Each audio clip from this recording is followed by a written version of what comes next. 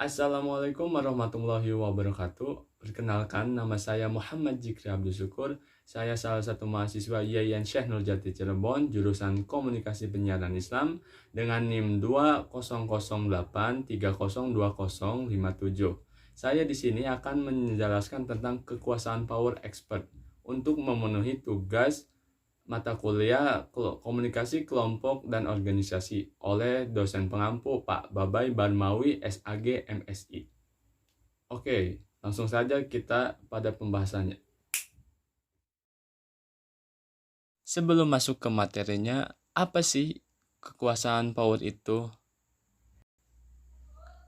Kekuasaan power adalah kapasitas yang dimiliki oleh seseorang untuk mempengaruhi orang lain, untuk bertindak atau tidak bertindak. Power merupakan faktor penting dalam kehidupan orang lain baik secara individu maupun kelompok. Sehingga individu ataupun kelompok tersebut bersedia untuk melakukan apa yang dikehendaki oleh si pemimpin. Atau dengan kata lain, dengan powernya pemimpin memperoleh alat untuk mempengaruhi perilaku para pengikutnya. Oleh karena itu, pemimpin juga harus selalu mengembangkan cara-cara untuk meningkatkan hubungan dengan pegawainya, menjadi hubungan yang menyenangkan sehingga pegawai mendapatkan kepuasan kerja dalam lingkungan kerja yang interaktif. Pada dasarnya, pegawai yang puas terhadap pekerjaannya akan cenderung memiliki kinerja yang tinggi pula. Dengan tercapainya kepuasan kerja tenaga pegawai, akhirnya diharapkan peningkatan produktivitas. Kekuatan pemasaran dapat dicapai melalui hubungan yang telah dibina dengan baik. Pengguna dasar-dasar kekuasaan sosial yang efektif merupakan salah satu pendekatan di mana para manajer dapat mencapai tingkat hubungan yang lebih baik dengan para personilnya. Setelah kita mengetahui kekuasaan power, sekarang kita menuju bentuk-bentuk kekuasaan menurut French and Raven. Apa itu French and Raven Five from Power?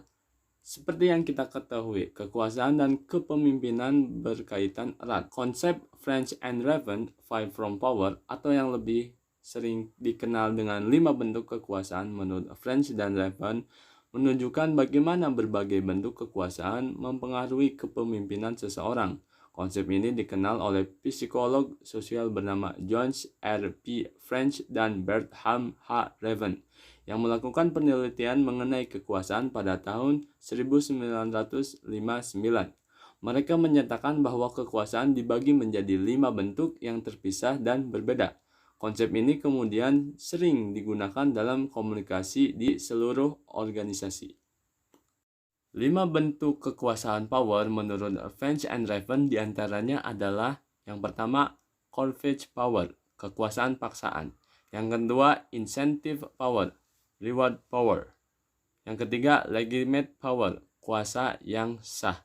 Yang keempat, reference power, kekuasaan rujukan. Yang kelima, expert power, kekuasaan pakar. Tetapi dalam video ini kita akan membahas lebih dalam expert power, kekuasaan pakar. Expert power. Kekuasaan keahlian ini muncul karena adanya keahlian ataupun keterampilan yang dimiliki oleh seseorang.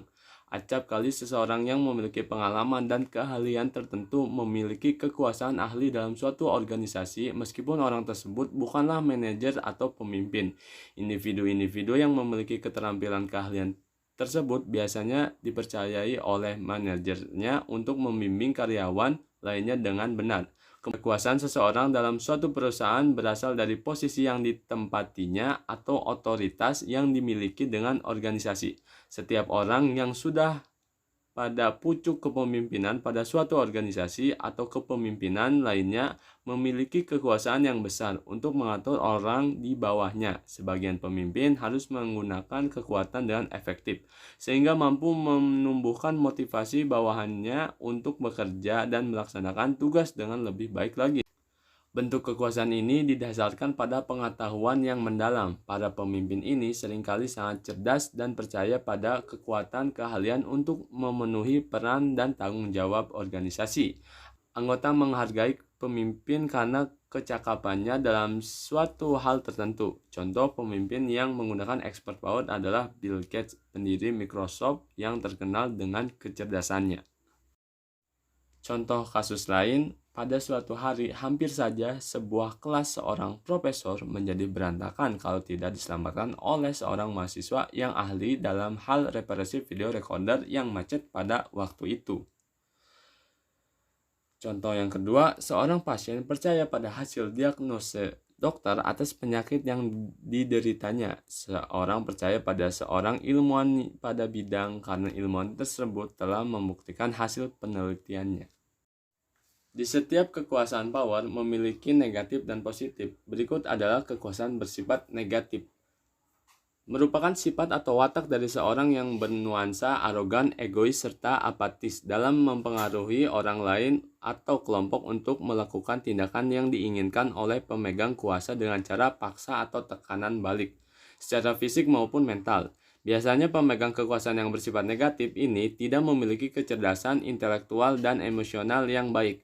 Mereka hanya berpikir pendek dalam mengambil keputusan tanpa melakukan pemikiran yang tajam dan mengambil suatu tindakan.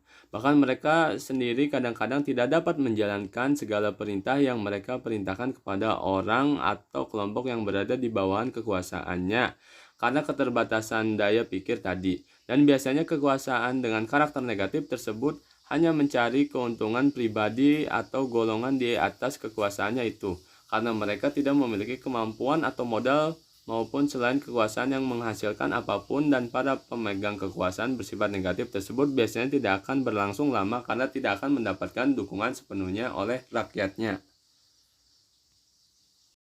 Kekuasaan bersifat positif merupakan kemampuan yang dianugerahkan oleh Allah kepada individu sebagai pemegang kekuasaan tertinggi yang dapat mempengaruhi dan mengubah pemikiran orang lain atau kelompok untuk melakukan suatu tindakan yang diinginkan oleh pemegang kekuasaan dengan sungguh-sungguh dan atau bukan karena paksaan, baik secara fisik maupun mental. Namun di dalam kekuasaan tidak semua yang berkuasa memiliki kewenangan, karena kewenangan bersifat khusus. Sekian, terima kasih. Itu saja yang dapat saya sampaikan. Saya Muhammad Jikri Abdul Syukur undur diri. Assalamualaikum warahmatullahi wabarakatuh.